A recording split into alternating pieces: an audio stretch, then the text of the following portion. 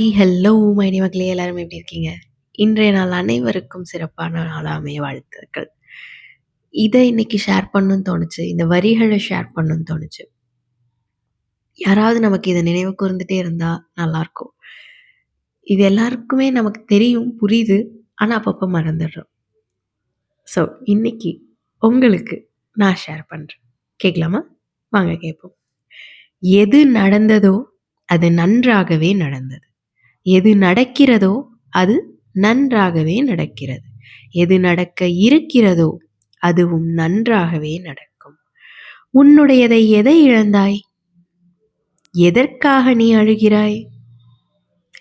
எதை நீ கொண்டு வந்தாய் அதை நீ இழப்பதற்கு? எதை நீ படைத்திருந்தாய் அது வீணாவதற்கு? எதை நீ எடுத்துக்கொண்டாயோ அது இங்கிருந்தே எடுக்கப்பட்டது. எதை நீ கொடுத்தாயோ அது இங்கேயே கொடுக்கப்பட்டது.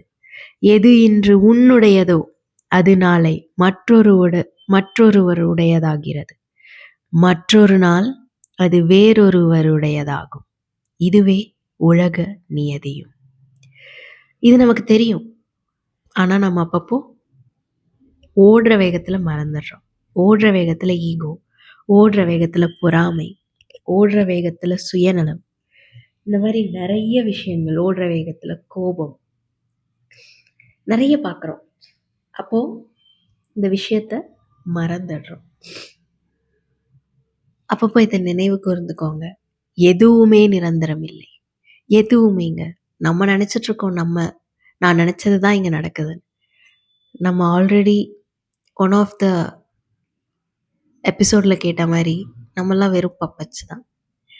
யூனிவர்ஸ், அந்த கடவுள், யாருக்கு எப்படி ஒரு நம்பிக்கை இருக்கோ அந்த நம்பிக்கையை வச்சுக்கோங்க. அவங்க தான் நம்மளை இயக்கிட்டு இருக்காங்க.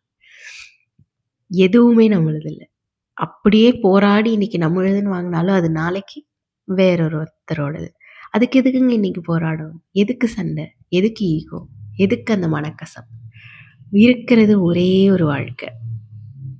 அது எவ்வளோ நாளுன்னு தெரியாது. சந்தோஷமா வாழ்ந்துட்டு போவேன். விட்டு கொடுத்து வாழ்ந்துட்டு போவேன். விட்டு கொடுத்தா இனி நிறைய வரும்னு சொல்லுவாங்கங்க. ட்ரை பண்ணி பாருங்க.